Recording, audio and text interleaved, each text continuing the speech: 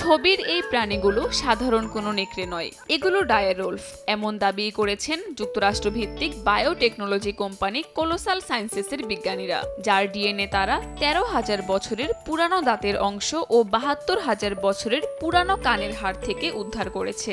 আধুনিক ধূসর নেকড়ের জিনোমে প্রাচীন ডায়ারোলফের ডিএনএ প্রতিস্থাপনের মাধ্যমে এই প্রাণীর জন্ম দেওয়া হয়েছে বলে দাবি করেছে কোলোসাল বায়োসায়েন্সেস।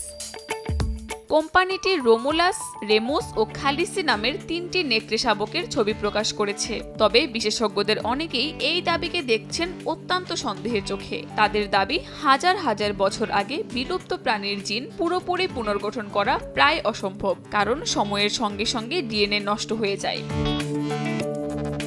তবে কোলোসাল বায়োসায়েন্সেস বলছে এরা হলো প্রথম ডায়ারোলফ ছানা যারা আধুনিক জিন প্রযুক্তির মাধ্যমে পৃথিবীতে ফিরে এসেছে। তারা জানায়, দেখতে অবিকল ডায়ারোলফের ছানার মতো হলেও এদের বাবা মা না থাকায় অতীতের ডায়ারোলফের মতো দক্ষ শিকারী হয়ে উঠবে না এরা।